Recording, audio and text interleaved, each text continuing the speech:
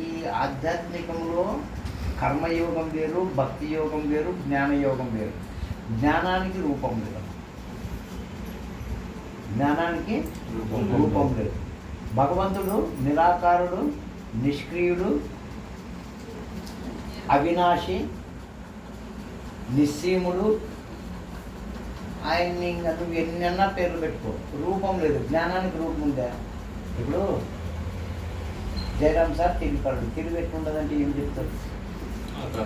అయితే జ్ఞానం లేకుంటే ఆ బల్లకు లేదు. ఇది విమర్శిస్తేనే నీకు ఆ బల్ల కనబడేది. జ్ఞానం లేదనుకో, అది ఏమంటే నాకు కనబడదంటే గుడ్డోడు ఉన్నాడు, ఏం చూస్తామంటే లేదు. ఇది చూస్తేనే అంటే ద్రష్ట అంటారు. ఇవన్నీ కూడా ఎక్కడున్నాయంటే దృక్కు, దృశ్యము, ద్రష్ట. దీన్ని త్రిపుటి అంటారు. అంటే దృక్ ఎవరిది? మనది. దృశ్యం ఎవరు చూసినారు? మనది.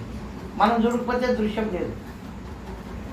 అందుకని ఓ మహానుభావుడు ఏమంటే వస్తువు ముందు కనబడిందే దుఃఖం ముందు వచ్చింది అంటే అది ముందు అంటున్నట్టు ఏమంటారు? ఈ దుఃఖం వచ్చినందుకే దృశ్యం ఉంది, లేకపోతేనంటే లేదు. విమర్శ అంటాడు. అందుకనే మహాత్ములు సాధన చేసినప్పుడు ఏమంటారంటే నువ్వు ఒకే వస్తువును చూస్తే నీకు ఈ వస్తువు మాయమైపోతుంది అంటారు. చాలామంది అంటుంటారు యోగులు నడిస్తే పాదాలు పడతాయంటారు కదా, ఇదంతా అదృశ్యమైనటువంటి వాళ్ళు వస్తే. జైల్లో నేసింటే ఆయన కఠినం కూడా తెలుసుకొని వచ్చినారనేది. ఇప్పుడు పూర్ణానంద మహనీయులు శ్రీశైలంలో ఆయన నడిస్తే పాదాలు పడుతున్నాయి. మరి ఎక్కడ పోయినాక మాకు గోడలో నుంచి వాళ్ళు నీవు కూడా ఒకే వస్తువు చూస్తే ఇప్పుడు మనం ఈ చేయి సాధన చెప్తాం కదా, చిన్నగా కనబడుతుందో లేదు.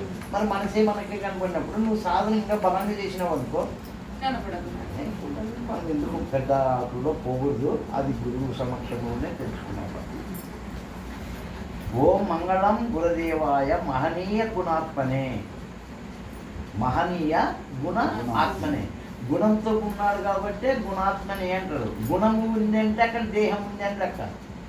గుణం లేదంటే దేహం లేదండి, అవ్యక్తం కదా. నిరాకారుడు. సగుణాకారము నిరాకారం. సగుణం అంటేనే కనబడే రూపం, నిరాకారం అంటే కనబడే రూపం.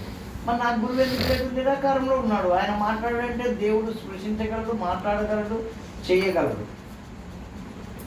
మీ గురువు లేడు అవ్యక్తంలోనంటే అంటే కృష్ణుడు ఉన్నాడు ఎప్పుడు? అంటే నువ్వు వేదానికి విరుద్ధంగా మాట్లాడితే ఎట్లా? శరీరం ఉంటే గురువు లేదంటే అయ్యా నీ భావం ముఖ్యం అంటారు. నువ్వు భావం పెట్టుకుంటున్నట్టే అవ్యక్తంలో నుంచి గురువు నీ దగ్గరికి వేరుకుంటుంటున్నాడు. రామకృష్ణ పరమహంసకి ఎవరు వచ్చినాడు? ఈయన గురువు కావాలని పోయినాడా? తోతాపురే వచ్చినాడు. తోతాపురే వచ్చినాడు.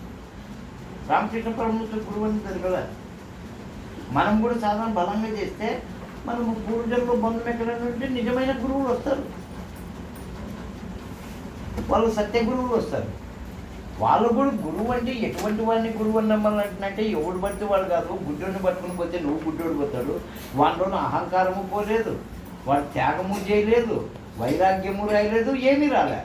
అటువంటి వాడిని పట్టుకుంటే నువ్వేమైతే నువ్వు కూడా మునిగిపోతావు.